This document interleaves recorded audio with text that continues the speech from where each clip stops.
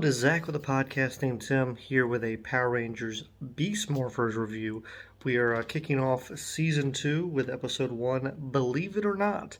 Excited to kick off Season 2. Loved Season 1. And have reviews. I'll put a card somewhere here, but did a full review of every episode of Season 1 and Monster Rating of the Week. So we're going to be doing that again here. Monster ratings and reviews of the episodes.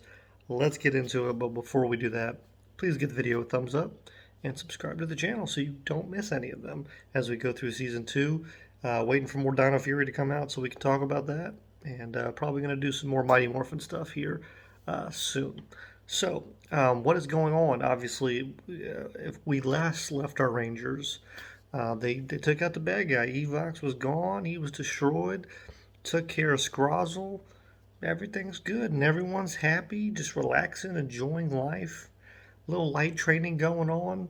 People hanging out, smiling. They're playing with some new toys. There's Nate designs like a rapid fire version of their Beast blasters. I think it's called like the Ultra Beast X blaster.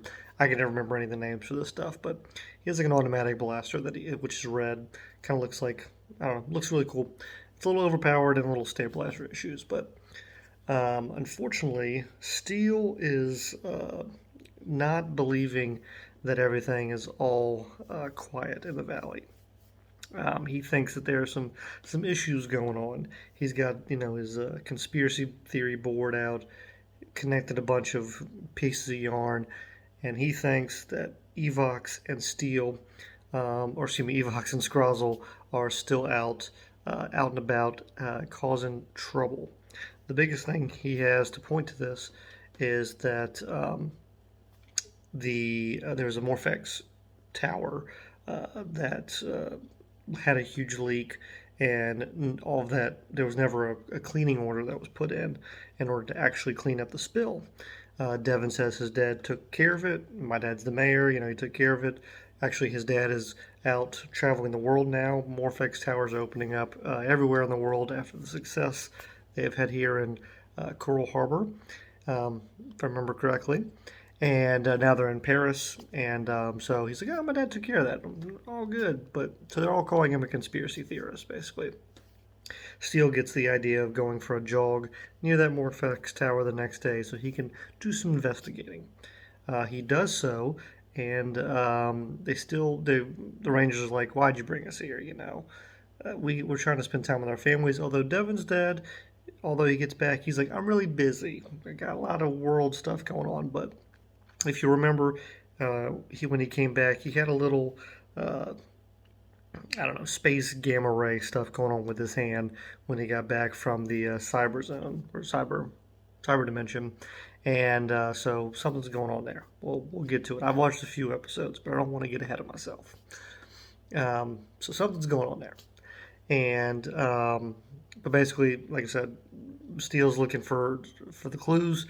Turns out the Rangers see it is Scrozzle. He's back. He's there with Drilltron, but red.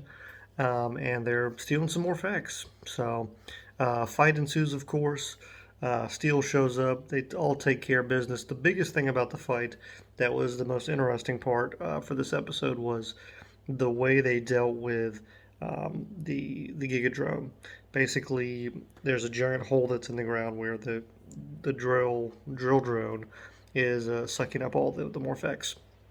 And so what Devin does is he uses the Wrecker Zord, which is Nate's Zord, to like lower him down on like a crane all the way down to the bottom. And then when they're down there and fighting the Gigatronics and the drill drone, he like latches the hook onto him and then has them pull him up so they can fight him above ground. So really interesting and fun concept, because then Ravi kind of has to protect the Wrecker Zord while it's doing this, and I don't know, just interesting like teamwork exercise in some respects that is different from a typical Zord fight. So really enjoyed that. All in all, a good episode. The commander said that she's going to go tell Commander Shaw said she's got to go tell the mayor what's going on with the Morphex. So I'll be curious to see his reaction. and to see kind of where we're going, because there are currently no lieutenants working um, under Evox, just Scrozzle. So we'll see what they do to get him some people. But let's get into Drilltron 2.0 or Drilltron Red. Um, Drilltron, the original one, I gave a huge rating to. I think it was like 18 overall, which is really high in the system that I use. Basically, we look at the design of the monster, the powers, the plan, the success, and the voice. Voice is the only thing that was really terrible, not fixed here in version 2.0. It is a 1. But the look, I gave a 4 out of 5. My concern here was one, I actually like the blue looked better than the red, and also we're recycling a monster, so because of those two factors, took a point off. Powers 3. He can stay on the ground and kind of send out like a seismic blast kind of towards them. Good, but not a lot going on there. 3. I'd say an average plan. You could probably argue it 2. There's not really a lot going on here with the monster of the week. It's kind of filler just for what's going on. The big news is just that the conspiracy theory side of what's going on, and just finding out that, oh wait, they're back. And then success 3. Took out the Rangers a little bit, did a decent job one-on-one, but nothing as comparable to the original version of Joltron, who did much better. And again, I've said it already, but voice 1. So overall, I have it a total of 14. So a big drop off from the original Drilltron. I think he might have been my highest rated or second highest rated monster of season 1. Once I get through this season, I am going to do like a top 10 list of all of the monsters from, Robotrons, of the weeks for all of Beast Morphers.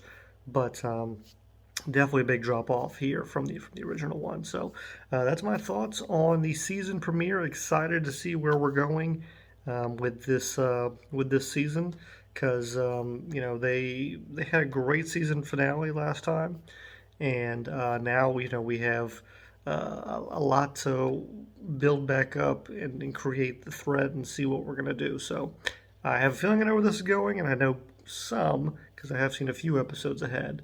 But just excited to talk more Power Rangers.